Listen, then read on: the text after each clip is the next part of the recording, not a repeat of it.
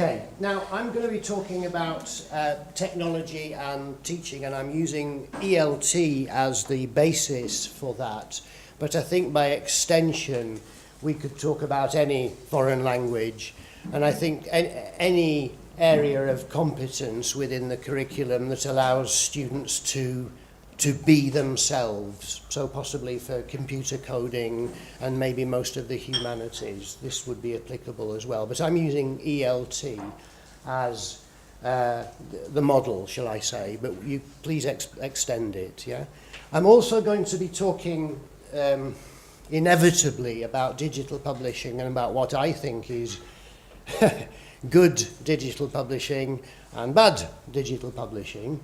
And therefore I want to begin the session like an Alcoholics Anonymous session by saying to you that, hello, my name is Rick, and sometimes I do bad digital publishing. I want to confess myself, and I do it for the same reasons that you do it, because people pay me for it. Yeah? This is a reality, and I'm very aware of that. So please understand that I am a pragmatist, I have to live, but I am obviously going to explain an ideal situation. So, having said that, let's begin by looking at this. And I wonder if this is familiar to any of you. Oh, never seen that before, no? Maybe at school, and you've probably seen it in English, and maybe even seen it in other languages, and you've probably seen things like this too. Here we go, at the beginning. Where are we? Where's my little thing? It's gone, my little light. I, you, be, verb to be, this and that. And here our old friend again, the present simple comes up, followed by the present continuous, questions. Here's another one. Yeah. Subject pronouns, possessive adjectives, verb to be, there is, there. And I can feel you already going, because you've done this, yeah? Many of you have done this already. And what this is basically that they are syllabi or grammatical syllabi or syntactical syllabi from ELT textbooks. And these are from print, but all these publications have their digital equivalent. Now, and this is an interesting quote from a British Council website. It says, a syllabus may start with the present simple, then the present continuous, then the past simple, and this is the interesting thing, and so on. Now, they're able to say, and so on, because a lot of people can imagine, what's the next one? What's the next one? Go on. What's after the present past simple? Present perfect. Future.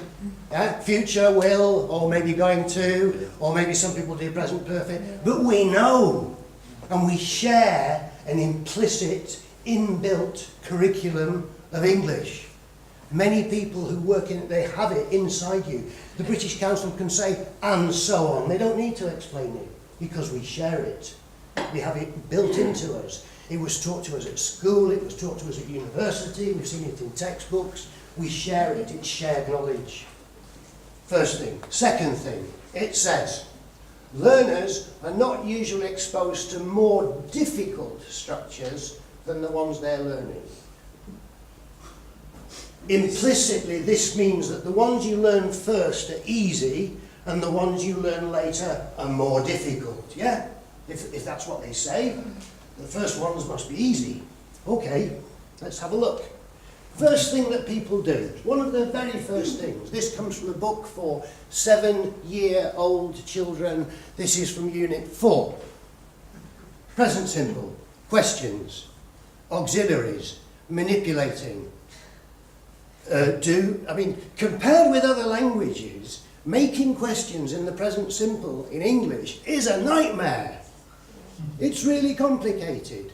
Many languages you don't do anything at all, you just change the intonation. Many languages you just change one word around. But in English you have to do, you, hang on a minute. Let's do it, let's do the activity. do you, we're 7 years old, eh? Does he, then the infinitive but without to, does he like, and if we get it right, yes, we've got it right, okay, fine. But I would argue that that is actually not very easy. It's not an easy thing to do. It's one of the first thing that kids meet. And I find it syntactically quite complex, and it involves abstract thinking. So my first thing is that this notion that we have of a syllabus starting with easy things and moving to more difficult things is, I don't think it's true. This comes from a course book. Hello, I'm Alice. Hello, Alice. I'm Jim. You hungry? Now, imagine this in real life. A colleague of yours presents you to someone else, introduces you. Yeah? And, here. And, hi, I'm Jim, how are you? You hungry?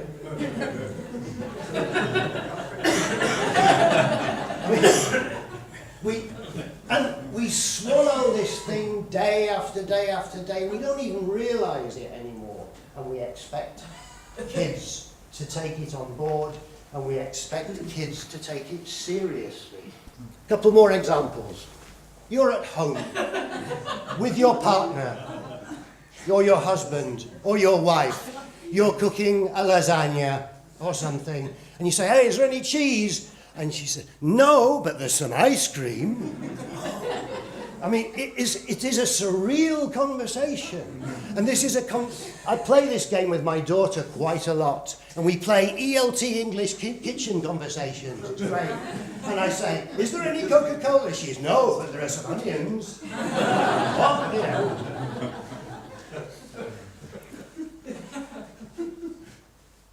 I've seen this in a textbook. This existentialist questions for 8-year-old children. Are we playing? Are we boys? Yeah. Now, what's happened? Go back to the grammatical syllabus. It's something that we all sort of believe in. Many teachers believe in it. Many editors believe in it. Many publishers believe it, but editors do. Teachers do, implicitly. And we're asking kids to practice and learn these ludicrous statements which are grammatically correct, but from the point of view of communication are nonsensical. Kids who have been in the same class for years together. They play together. They know each other. They've known each other since they were 3. Hello, what's your name? What? How old are you? What? But nobody ever really questions this very much. I'm questioning it. Now, little kids will possibly put up with this. Little kids, up to what? 9, 10. Little kids basically want to be good. It's what they want to do. 12-year-olds don't want to be good. 13-year-olds don't want to be good. Teenagers, famous quote, have the best crap detectors in the world. Yeah? And they rightly, when presented with that kind of thing, they're not taken in. Okay, that may be, funny, but it's very serious, because disengaged adolescent students are a real problem. Because those are the years when we should be really, really engaging. Those are the years when kids drop out of education. Those are the years when kids go in class and switch off. Those are the years when kids go into class and say, all right, I'm going to go into this place. It's rubbish. I know it's rubbish. But, and at the best, you will arrive at a compromise with them where you can say, oh, yeah, I understand. I know that it's irrelevant. It doesn't mean anything to you, but it's the rules of the game.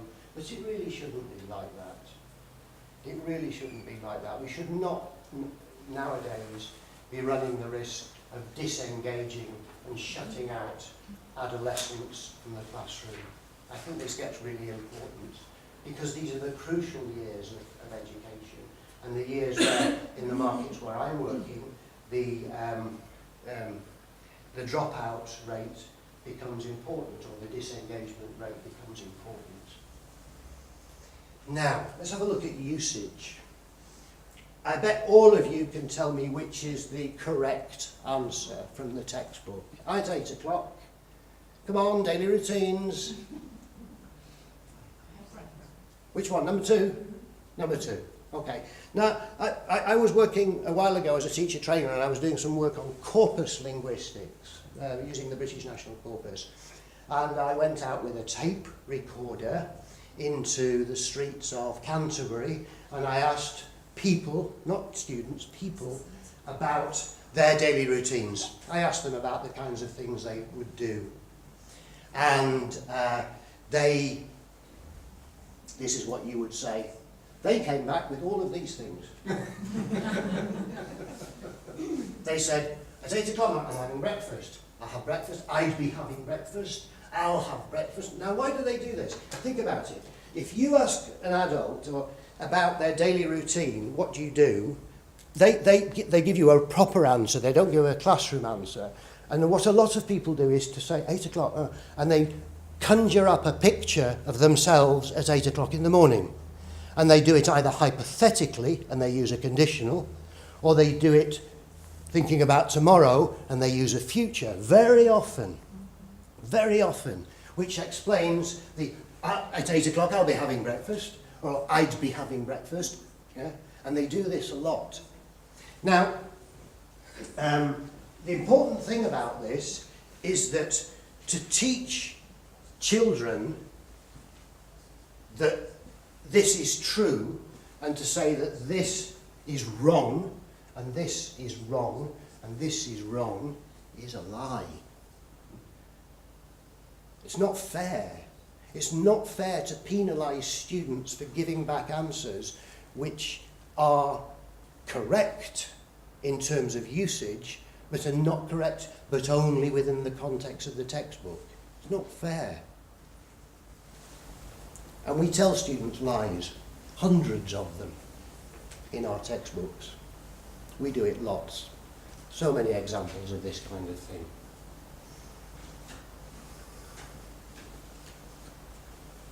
There is no, I would say, there is no structure or area of the English language syntactically from the which is inherently more difficult than any other. The corollary of that is very interesting. Because if we do believe that some things are easier than others, then it would make sense to teach the easy things first and the more difficult things later. But if it's not true, then there is no starting point. I was speaking yesterday to someone, and you were learning English. And I'm saying that obviously different learners will require different things at different times. What I'm trying to say is that I think students should be able to enter English at any point that they find relevant to them, to express the kind of things or to understand the kind of things that they want to express at that time. It is not a good idea to force them into the straitjacket of beginning with the present simple and exercising form, because it may not be relevant to them. There's no pedagogical reason for it. There's no neuroscientific reason for it. Therefore, why do we do it? Well, and I'm not the only person who thinks this. Dave Willis, guru of ELT, thinks the same. He says students often start with the present tense, and then they're exposed to the definite and indefinite articles. Later we add the passive voice and continue until we reach the dizzy heights of the third conditional. So he obviously doesn't agree with it either. Yeah? So, and the syllabus, as he says, is presented to the learners in a logical order. So I'm not the only person who thinks this. I don't know if he's one of your heroes, but he's certainly one of mine in the ELT. And I don't believe everything that Dave Willis says, but I'm quite comforted by the fact that both he and I share the same point of view. English isn't maths. Look at this. There's so much happening in the early years of school that at times it's hard to make sense of it all. So here's my attempt to make sense of the progression of addition and subtraction. So addition and subtraction begin in kindergarten when students begin to count. They begin to count objects and sets. They do this by counting forwards, and they also do it by counting backwards. A big thing to remember is when we're counting forwards or backwards that we include the number 0. And when we're counting backwards, let's not have them include blast off, because blast off isn't necessarily a number. As students work on counting, they begin to count sets. So here, a student will have 4 in one hand, 3 in another hand, and they're not able to put those two sets together. There will always be a set of 4 and a set of 3. Then as students... Okay, so what's he talking about here? He's talking about kids, first of all, being recognised to say a thing and another thing and another thing means 3 things. And a thing and another thing and another thing and another thing means 4 things. It's the first thing they do. So if I have 3 things and 4 things, okay, I have 3 things and 4 things. The next thing they learn to do is to say, but if I put all the things from this one and this one in the one basket, I haven't got 3 things and 4 things anymore. I now have 7 things. Yeah, and we could go on, but obviously that's the first sort of things that students get when they're very young, and they learn addition basically. And once you've done addition, you can then move on to the opposite of addition, which is subtraction. Yeah.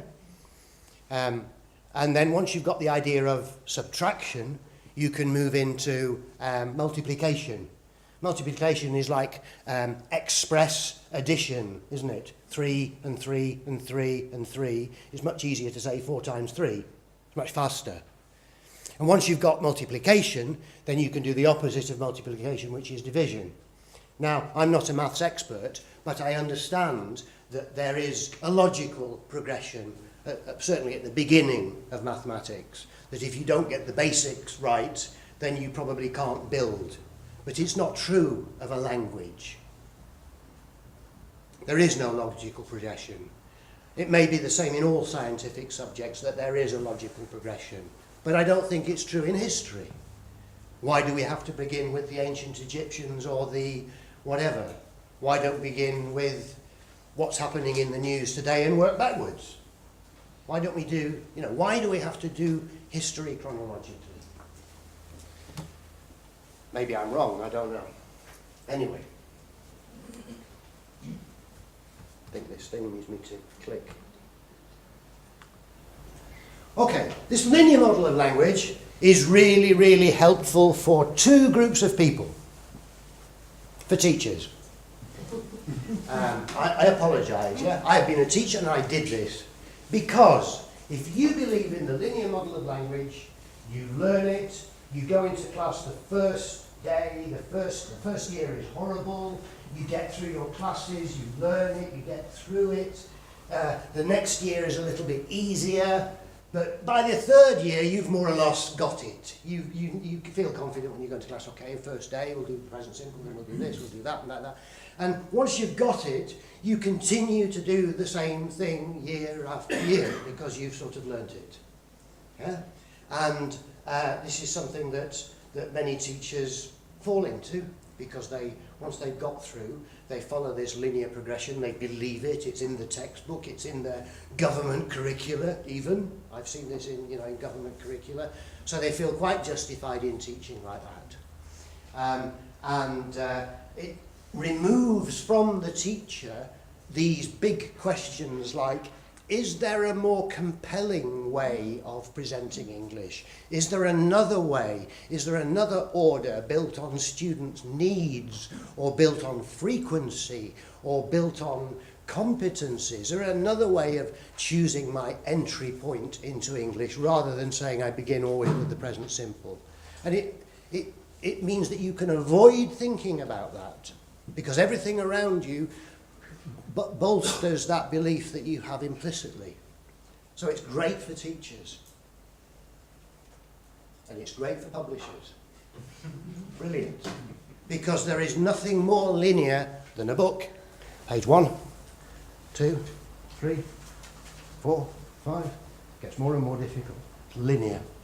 So it suits the teachers and it suits you and me. Great. And it saves us from having to think and question about other ways of presenting the English. Obviously, what I'm going to move on to say is there is an alternative to a linear progression through material, and that there should be other ways that we can allow students to enter or approach the language, depending on who they are, where they are, why they're there, how old they are, etc., etc. I think that's everything I needed to summarise there. Now, you're familiar with the SAMR model. Probably, I'll just go through it if you're not. Now, SAMR model describes the impact, the growing impact of technology on the process of learning. And it says that the first step is that technology substitutes paper. So you do the same thing, but just with a computer. Yeah? So instead of reading a book on paper, you read a book on, I don't know, you read a book on a PDF. Or you read it on your phone. I don't know, that's about it really. That's really about it.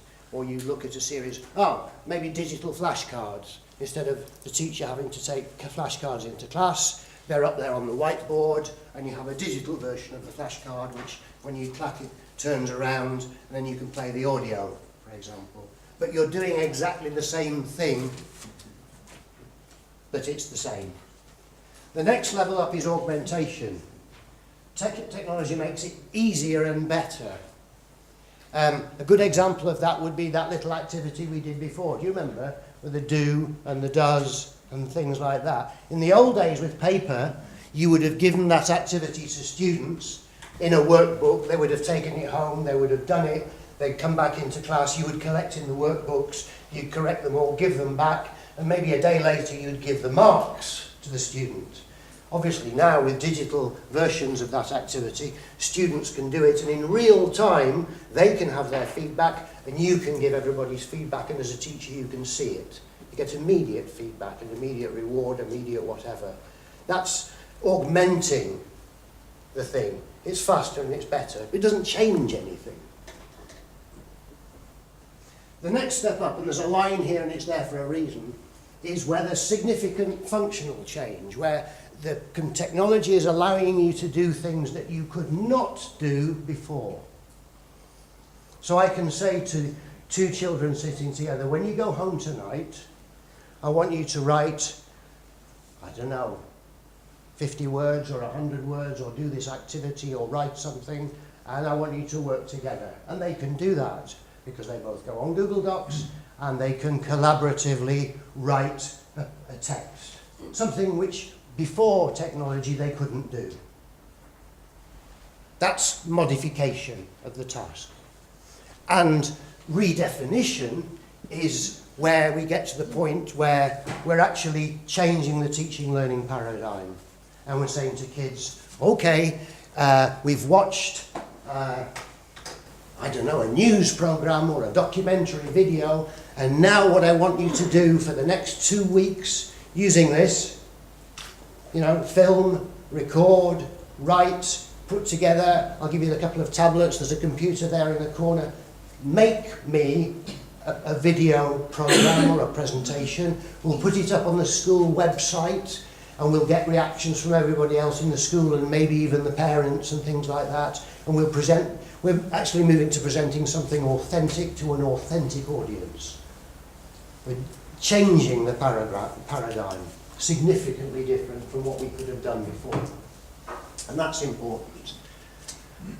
My feeling, or what I see in a lot of digital textbooks at the moment, is that in the digital space, when we have the digital textbook, I think these are fairly good examples, is that we're at the augmentation level.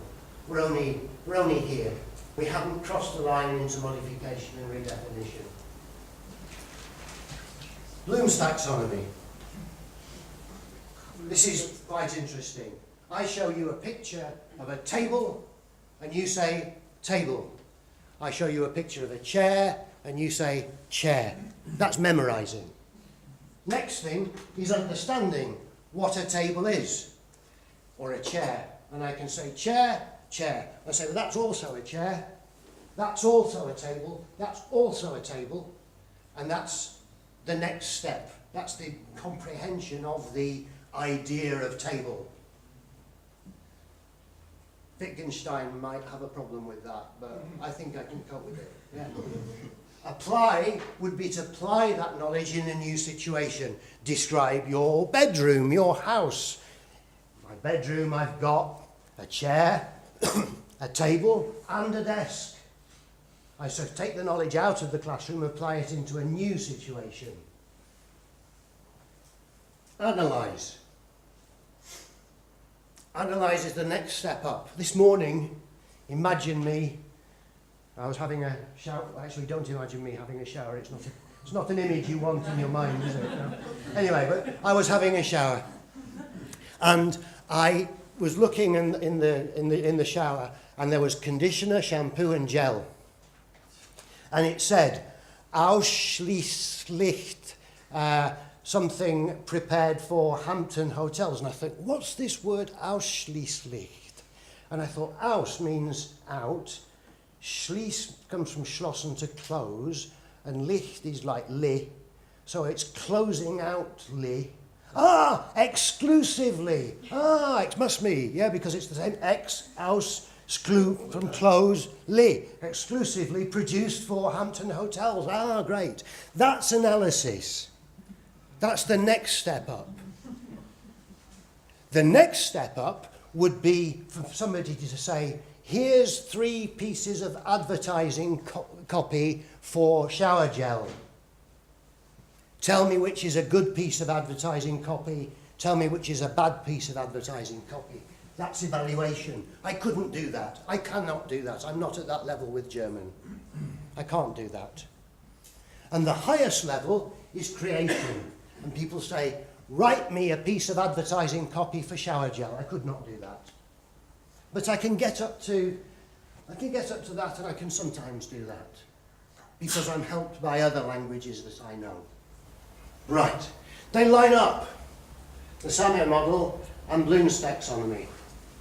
And as I'm saying, I think that with our digital textbooks, quite often we stick to things below the line. Augmentation, and we get up to application within the situation. We don't go above the line. And this is really important, because below the line, we're operating what are called lower order thinking skills, LOTS.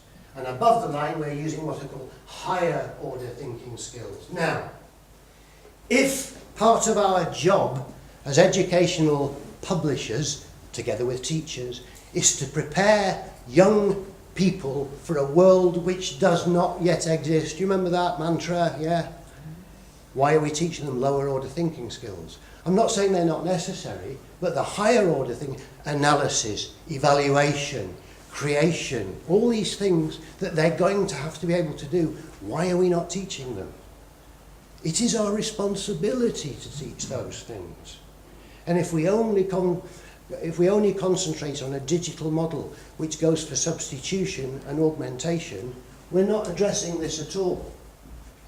We are not assuming our responsibility in the education process. Technology is driving change. You must have heard this. A lot. Yeah? It's wrong. Technology doesn't drive change. Shouldn't do. What happens when technology drives change? It happened with whiteboards. Whiteboard manufacturers, Promethean, Smart, came along and they showed the whiteboards to heads of education, heads of schools, and they went, oh wow, this is amazing, we must have this. Yes, I'll buy 50. And they put them into classes. What do the teachers do? Exactly the same as they were doing before, but they used the whiteboard. They projected stuff, they used it for sort of doing activities. But what they didn't do, for example, with the whiteboard, was use that fantastic ability to make a summary of the lesson, post it on the class website so that students could go home and see the entire lesson recorded as it was done when they got home and say, look mum, look dad, look, this is what I did today. Most teachers didn't do that. It's happening now with tablets. Yeah, the tablet thing. Oh, every child has a tablet. Oh, wonderful, great. What do they do with it? The same. Because the teachers haven't been taught what wonderful new things you could do if you have one-to-one, or indeed, most teachers that I know don't use this. And most children have one. I don't know what it's like where you work, but where I work, from the age of about 11, most children have a useful digital device capable of surfing the net, creating stuff, making videos, writing text, and doing a lot of things in their pocket, and we don't use it. And that's what happens. So for me, it's crucial that technology should not drive change. Pedagogy should drive change, and then technology should support it. But first should come the teacher saying, I would like to be able to, or even better, students saying to the teachers, we would like to. So this teacher says, I would like to be able to, and then we can start moving from more individual to more collaborative learning, which technology permits, sending the kids home to work together, moving from passive to active learning based on tasks, creating and then analysing those tasks, differentiated instruction for different things for different people at the same time or at different times, and the fact that people are becoming multitaskers in a good sense. Like we said before, if I ask a group of 4 or 5 kids to put together a video presentation, multimedia, they're multitasking. They're using text, they're using internet search, they're using video editing, they're using picture editing, they're using a number of different tools simultaneously, just like they will have to in the real world, or even when they move into higher education.